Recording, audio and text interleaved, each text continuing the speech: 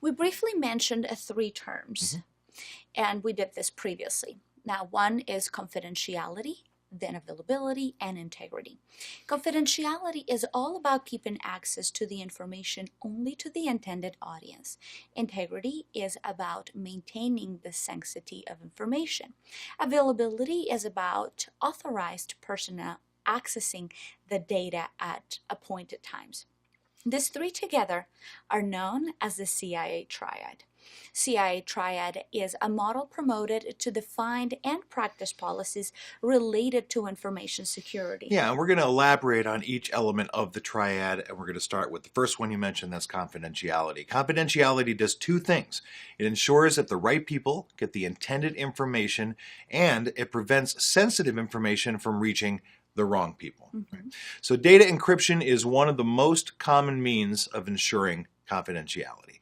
Now, you know that SSL TLS, a security protocol for communications over the internet, is being used in conjunction with a large number of internet protocols to ensure the security that we're talking about. Rigorous use of user IDs with security passwords is a standard practice, and in many places, two-factor authentication is mandatory.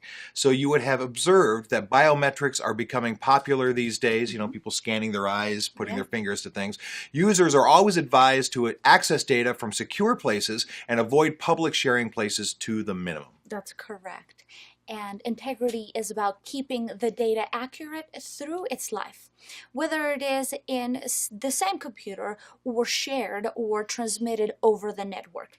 Data must neither be changed during the transit nor lost. It is essential that data is transmitted securely and necessary steps put in place. Now, we must establish procedures to identify any changes to data unintentionally. The data could be changed without human intervention, for example, by exploits, server crashes, accidents, etc.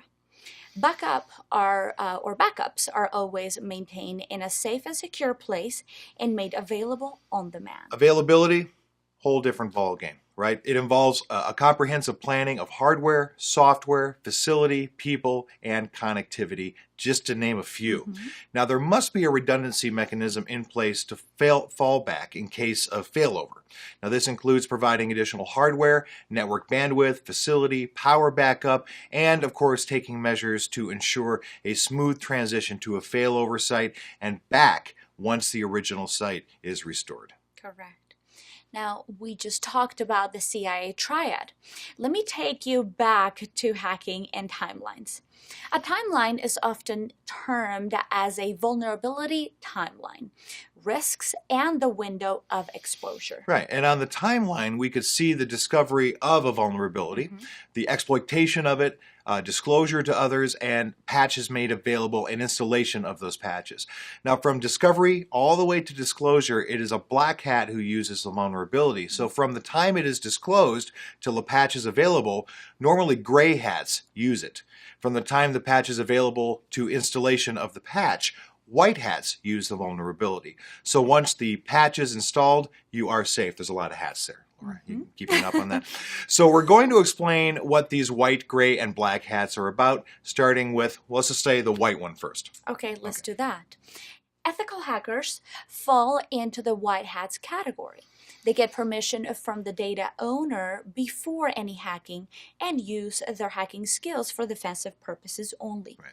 They use their knowledge and skills to locate weaknesses and implement countermeasures, and for defense purposes and preventing losses. Then, what are the bad hats? Black hats are malicious hackers. Black hats, otherwise known as risks, try to hack systems with malicious intent. Right, so you got the good and the bad. Now you're going to get what we call the gray. The third category is gray hats. Gray hats fall in between the white and the black hats. They are curious to know and use the tools and may not really be dangerous, but they're not white hats, and they can aid the company in informing them about any vulnerabilities they have found. That's correct. Now, we have just talked about the vulnerability timeline and types of hats. We'll talk briefly about types of threats. They are classified into three categories: natural threats, technological threats and human threats. What is a natural threat? It could be a flood causing areas to be waterlogged, or a hurricane or a tornado causing a lot of damage. Now, often these natural threats impact the availability of the systems. Now, we are more interested in technology threats. Right, and they're less windy too. Yes. So let's talk about technology threats that could be caused by malware, zero-day attacks, exploits, or web attacks. We introduced zero-day attacks a moment ago and exploits to you, but what is malware? Here it is. Any type of program that is created with the intent to cause damage or steal data or abuse computer system resources, that's what we call malware. Now, these could be programs and files that are created to do harm. Malware includes computer viruses, worms, and Trojan horses. Any website may be compromised by cyber criminals and used to attack your data. So, here are 5 of the most common attack methods that continue to be the scourge of many websites. SQL injection, cross-site scripting, cross-site request forging, using components with known vulnerabilities, and what we call man-in-the-middle.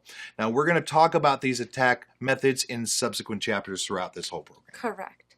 Human threats are insiders who have authorization to access systems and hackers who use the exploits to attack.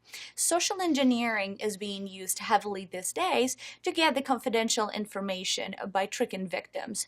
Have you ever received any suspicious calls or emails asking for your bank account number, password, PIN, and any other information? I mean, the list of threats go on. And let's move on.